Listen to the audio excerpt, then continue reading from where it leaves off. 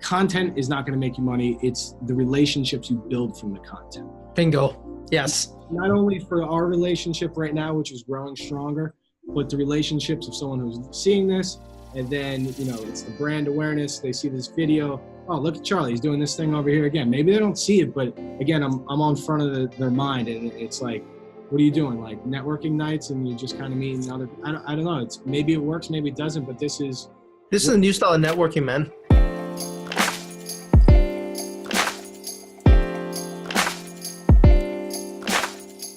Hey, so look, what do you do, man? Just explain. I know you got your podcast going on. I know you got commercial real estate going on. What else is? What do I do? I am an office leasing broker in Midtown Manhattan. What do? I represent tenants. I started about 2010, representing tenants find office space in Manhattan.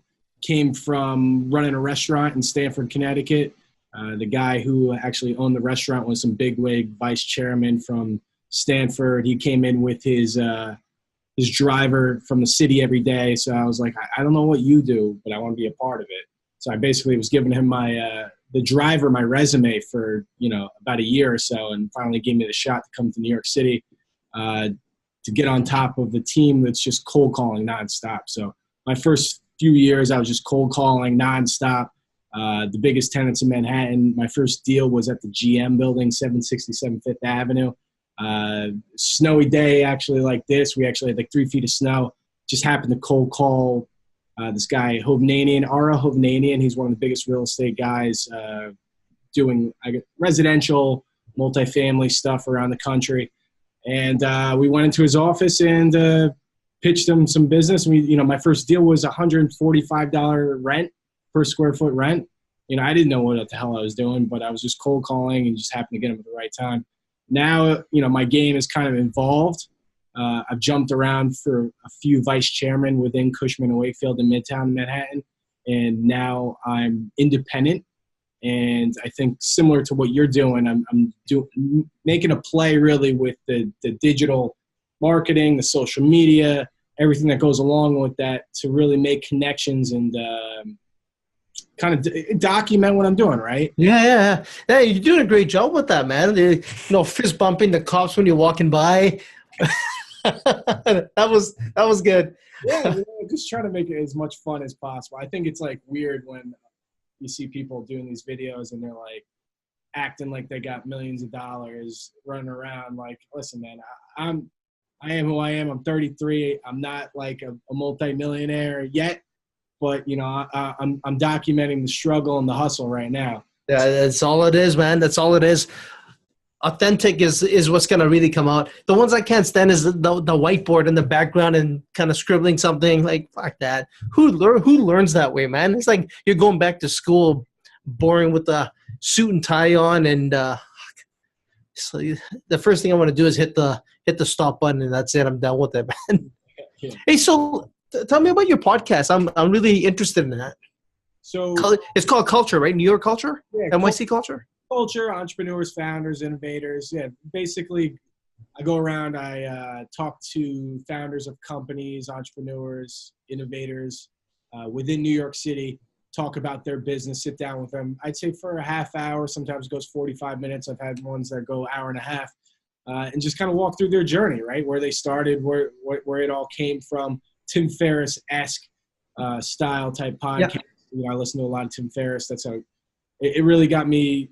It evolved me a little bit because I started commuting from Long Island. And what am I going to do with my time? So I obviously found the value in listening to podcasts and learning and all that stuff from the best in the industry. So, after listening to a lot of Gary Vee too, who gets you, he's saying, why don't you start a podcast? And I'm listening to them and I figure, why not try to get in the room with these people? These are the people I'm cold calling regardless, right? Yeah. So I want to help you with your real estate. Let's put it this way. Me cold calling someone and saying, I want to come in there. I want to talk about your real estate. I want to talk about what deals have done in the building and all this stuff. You call 100 people, 99 are going to hang up on you or curse you out and they just don't want to deal with you. But if I cold call you and I say, listen, Mr. Founder, I actually, I try to call companies that I find interesting, that I relate to, or whatever I want to get in front of. But I'm from Cushman and Wakefield. I'm not calling you about your real estate right there, flat out. They're like, what the hell is this kid talking about? I said, I got a podcast called Culture where I talk to founders and entrepreneurs about their journey and what they've done and how they've created their own company culture and how it's evolved and everything like that. I'd love to feature you. So right there, it's like they're kind of no one calls them to talk about stuff like that.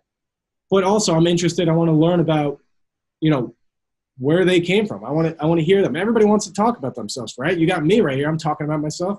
Yeah. But now I got these people who are the decision makers in a room for a half an hour telling me everything about them.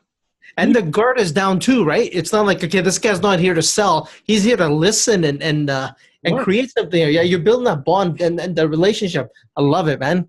It's totally different than, going in there talking real estate where they got their arms crossed, like, tell me. And now it's like, no, you tell me, like, what's your family like? How did this all come about? How did you build that business? So not only am I learning about them, they're like where they're from, everything about their family, whatever it may be, their business, how their business runs, their tips on how, they've succeeded that they could help others.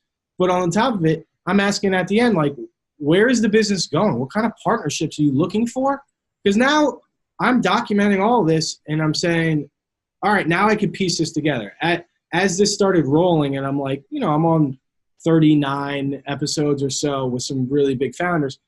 I leave them with a PDF version of, these are the people that I've had in the podcast. This is what they do. This is what industry they're on. I want to make an introduction for you for anyone on this list that I've had on the podcast. I can't promise that they'll take the meeting with you, but I can promise you that I could at least set up the email to introduce you. And then it's on you. Because what I tell them, and it's authentic and it's real, is that, yes, I do real estate, but I want to help you grow your business by making these introductions. And then when your business actually grows from a partnership or a deal that you've made through maybe a connection that I've put you onto, maybe someone's heard on the podcast that reached out to you. Now I'm actually providing value in, Bingo. I was just about to say that the value given there is tremendous. Right. And then I could actually move them if they need help with it. So yeah, it's authentic and I'm not trying to, bait and switch them in any way. But it's a lot more fun than cold calling. You're going to get into mergers and acquisitions soon. You're just going to be you're going to be putting these businesses together, man. Yeah. The opportunities that come from it, like I never would have thought about like what's going on. Just like, I don't know, like now I'm like advising on some boards of some companies and stuff like that, tech companies and people. I guess I have a wealth of knowledge by sitting with these people. When I guess I was sitting with them on the train before listening to them on the Tim Ferriss show or whatever show it is. But now I'm sitting down with them and people, I see the value in that I can help navigate. A ton of value, a ton of learning that you get to do. And you just get to know that, like you said, they're not doing this when you come in. He's the Cushman kid coming in and he's going to sell us something. Like, okay, this guy's here to not only listen, he can help, he can guide, he can do a lot of things here. So that's great. Who else is doing this? I mean, you, right? I don't know. You tell me. No, that's the thing in the mortgage and investment side, and also in the real estate game, insurance game. Maybe a percent. I don't even think it's that. It's probably like 0.25%. Everyone's just out there, spitting out rates and spitting out, how you can sell their house or their commercial building for the most amount of money. It's not adding value. Right. There's people, exactly. There's people in my industry, I think, that are emulating what I'm doing, which people are like, oh my God, you see this guy is copying you. I don't care. That's great. Honestly, that just validates what I'm doing. And they're winners too, man. You're going to team up with them later on. So that's a good thing. I'm down with that. I'm rooting for them. And they're 5 steps behind what I'm doing. I figured when I got into this, now I've not perfected my craft in any sort of way, but I'm definitely evolved to a level that they're not at right now. So again, I didn't know that I was going to create a founders night. So now I got this Rolodex of people and I'm having like a founders night at my buddy's office and we're having pizza and beers and it's, 18 founders. So it's a tight knit group. Yeah.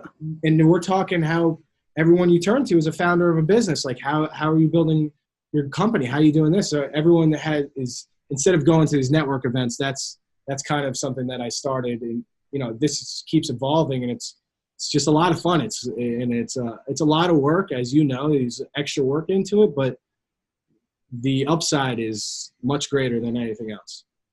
That's good, man. This is just the value. So, what are you struggling with right now on building this this brand, the podcast side, the vlog side, and putting that together into real estate? What's the biggest struggle?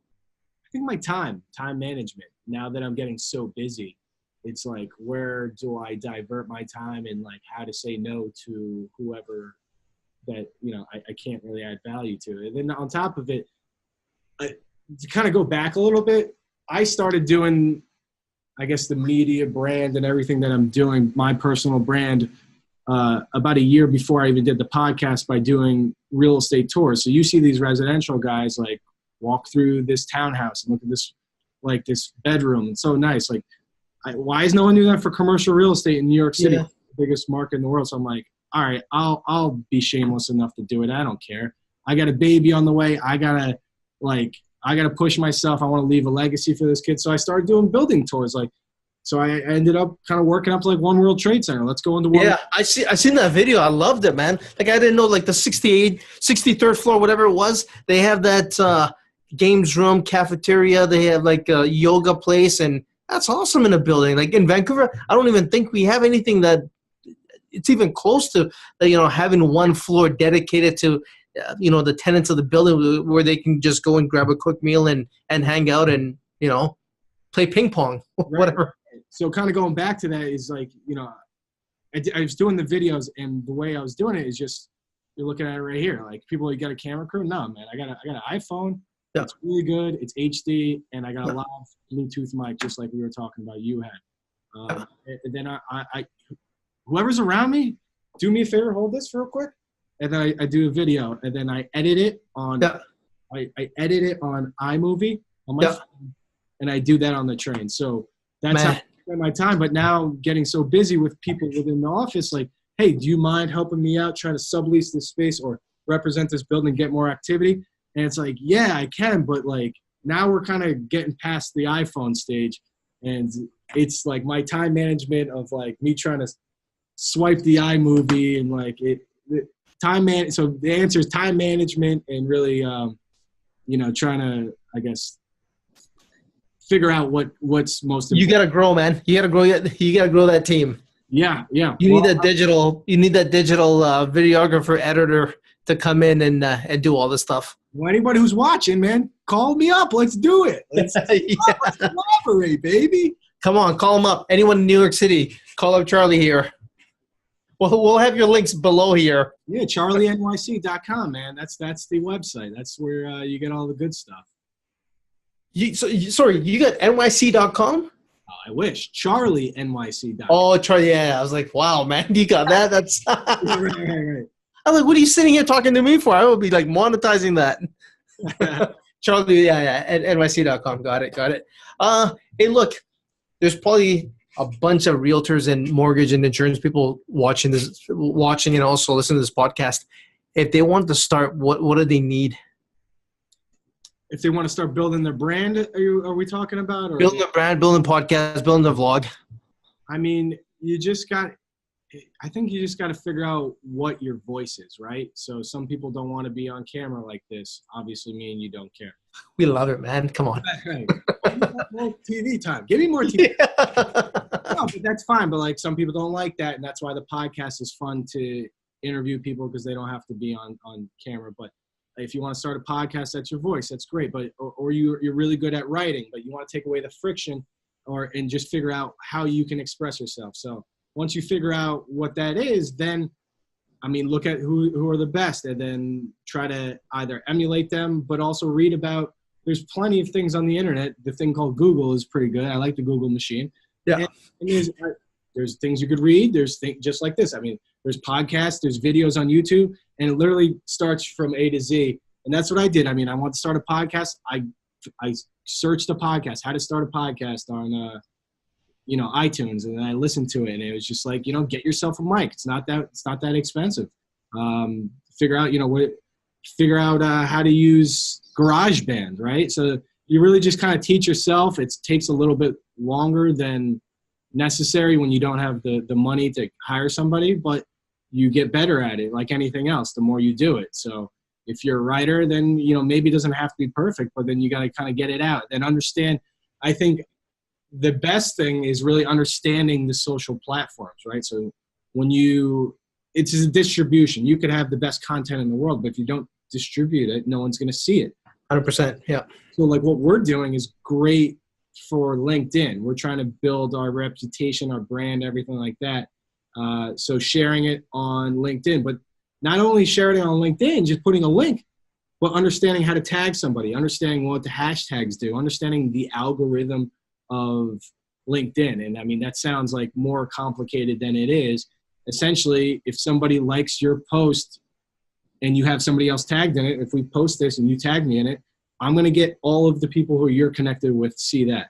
So now we're collaborating. It's kind of a theme I have, like collaborating for opportunities. Now we're collaborating. I'm getting your viewers, you're getting my viewers, or whoever it may be, and people are getting your awareness and understanding what's going on.